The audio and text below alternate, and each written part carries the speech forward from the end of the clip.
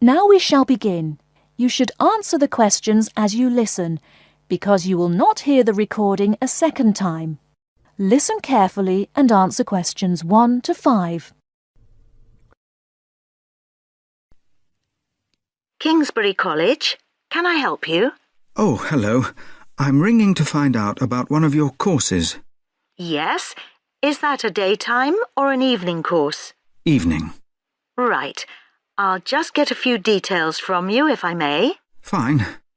Could I have your full name, first of all? It's Peter Wright. That's W-R-I-G-H-T. OK.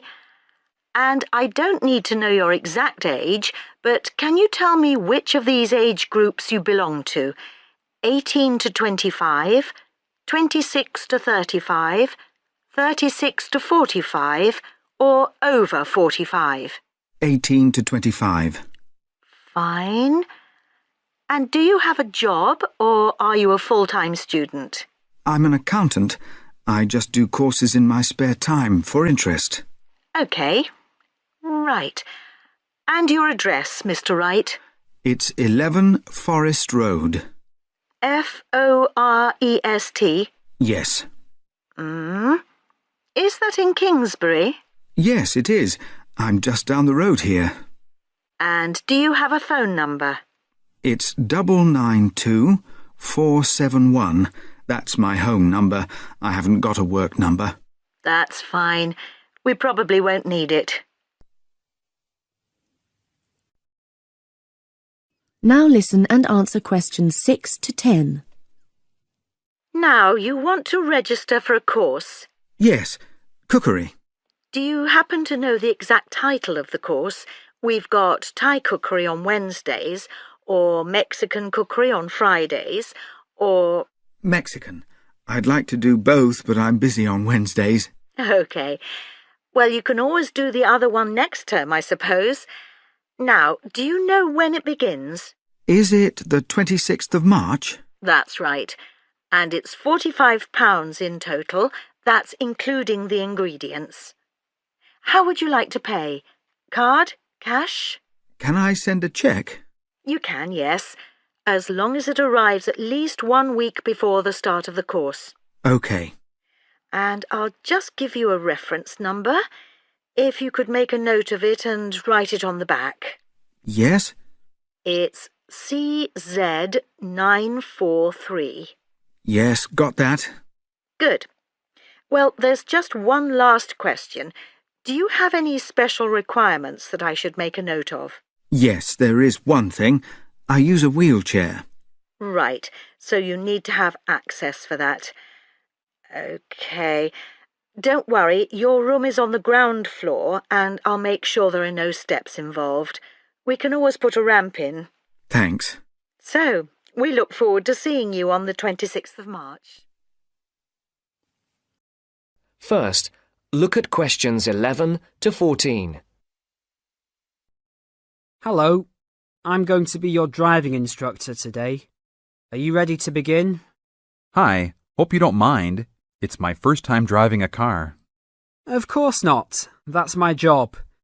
I teach people like you how to become a safe and responsible driver. So let's begin. Remember, the most important rule of driving: safety first. There are some steps to follow. First, you should put on your seatbelt. You should always remember to do that. In case of an accident or emergency, having a seatbelt on is of utmost importance. Okay, I have my seatbelt on. Now what should I do? Start the car. Good. Now make sure that the steering wheel is in the proper position and that your seat is not too far or not too close to the pedals. I'm all ready to go. Should I shift into first gear? Don't forget to put the parking brake down. You don't want to drive with that up. Oh yeah, I almost forgot. If I have the parking brake on, I won't be able to accelerate. Yes, that's right. Now put the car in reverse and slowly back out of the parking space. Good. Put the car in first gear. When should I shift? Is it better to shift slowly or quickly? You can shift whenever you feel is appropriate. This means shifting should occur smoothly. Do not shift too slowly, or you will stall. Shifting too fast will waste gas. Shifting is simple. Just remember to shift smoothly. To shift, you will have to push the clutch and then push the gas pedal. Before the broadcast continues, look at questions 15 to 20. Remember, smoothly is the key to good shifting. Like this? Yes, that's good. Now keep it slow. Don't drive very fast just yet. Be sure to constantly check your mirrors for oncoming traffic. Always be aware of everything that is around you, including 3 important things. Remember these 3: people crossing the streets, other cars, and bicycles riding next to you. What should I do if I see a yellow light? Well, it's always better to brake instead of trying to run it. But if you're travelling at a speed where it's impossible to stop in time, then you should try to make it across the intersection. But remember, you should always try to stop. It's the safest way to avoid an accident. Even if I have to brake very suddenly? Yes, even if you have to brake suddenly. What about if a driver behind me is going a lot faster than I am? You should always be ready to move to a slower lane if a driver behind you is forcing you to go faster than you are comfortable with. Never try to speed up to accommodate a faster driver. You could risk an accident or a speeding ticket. It's better to let him go. That sounds like good advice. Be careful. There is a sharp turn up ahead. Remember to brake before turns. Otherwise, you might flip over if your speed is too high going into a turn. Got it. I know that I should always try to observe all traffic safety. That's right. If safety is not your first priority, it will make driving very dangerous for you and other drivers on the road. Okay, park the car here. You did a great job today for your first day. I'll see you in 3 days. Thanks so much. I will see you then.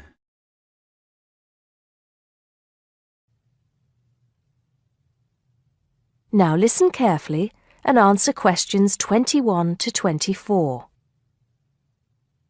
Did you go to the first social science lecture yesterday? Yeah. Didn't you see me there? No. I was trying so hard to understand the lecturer. What didn't you understand? A lot of it, really. For example, he said we needed to study history as part of the course, but I didn't get why. You probably missed it. He said early on that we need to learn from our past mistakes. Right. But he also said we need to put ourselves in the place of our ancestors. Why is that? I think the point is that it's not enough to know how they lived and what they did. We need to know what they thought. I see. And I've written transferable skills in my notes next, but I have no idea what that means. If you study social science, you learn skills that you can use in a job. Oh, right. Is that all? Okay, but why is that? The point he made was that in studying social science, you use a flexible and adaptable approach to learning.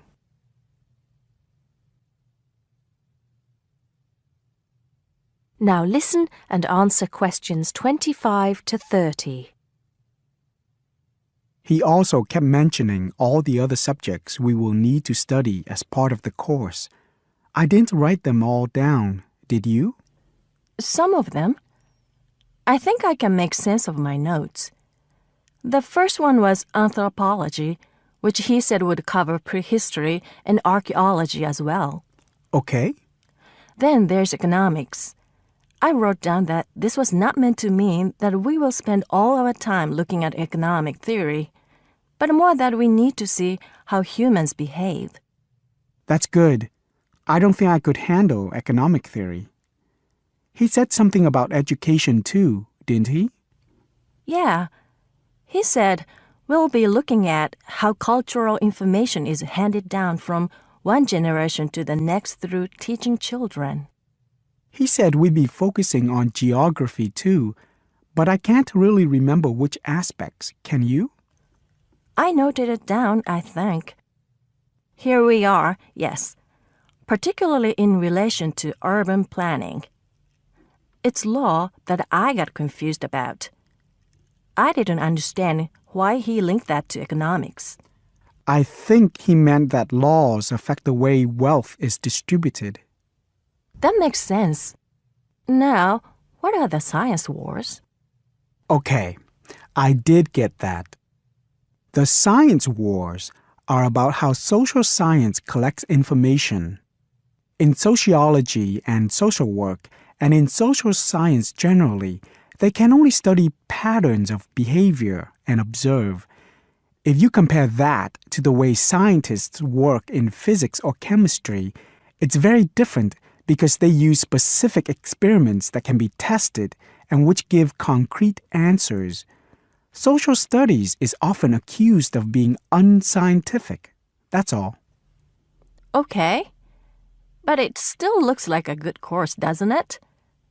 You don't have any regrets, do you? None at all.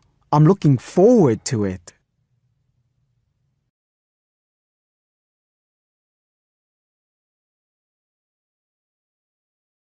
Now listen carefully and answer questions 31 to 40.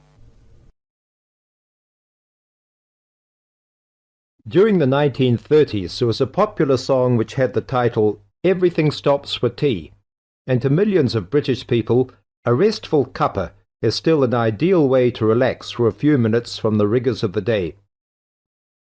The English custom of drinking tea has its roots in the 17th and 18th centuries.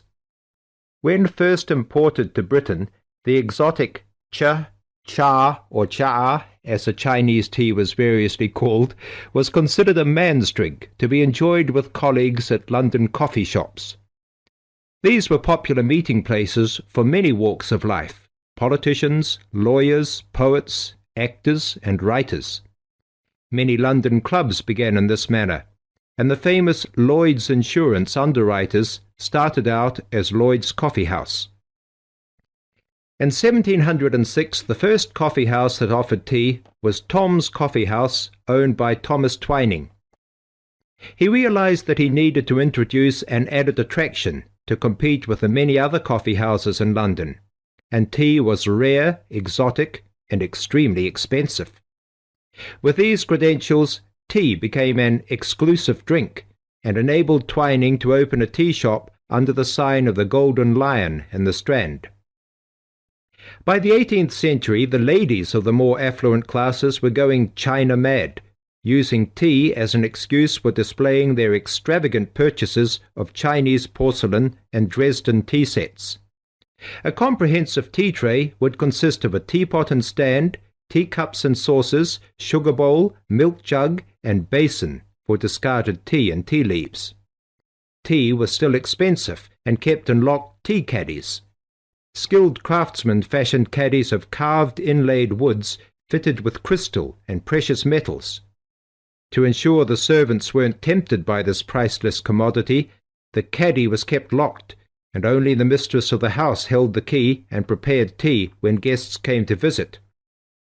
No well-brought-up young Englishwoman could consider herself socially acceptable unless she knew how to brew a proper cup of tea.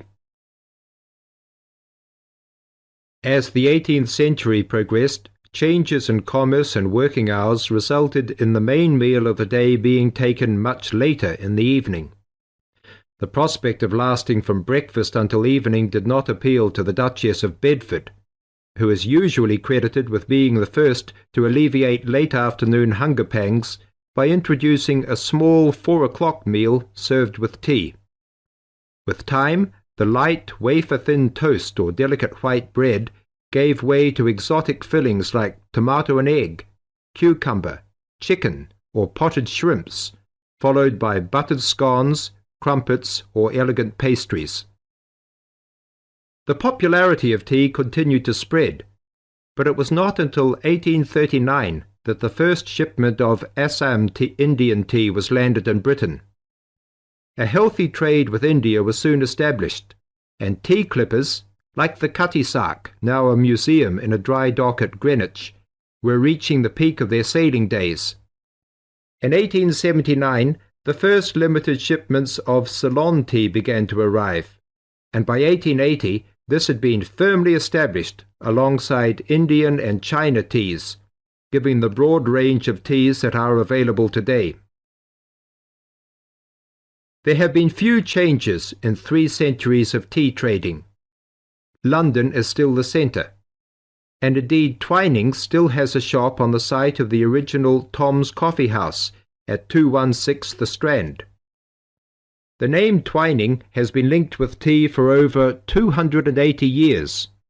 Indeed, it was Richard Twining, in his capacity as chairman of the dealers of tea, who in 1784 persuaded Prime Minister William Pitt to reduce the high tax on tea, making the beverage more accessible to the general public. You now have half a minute to check your answers.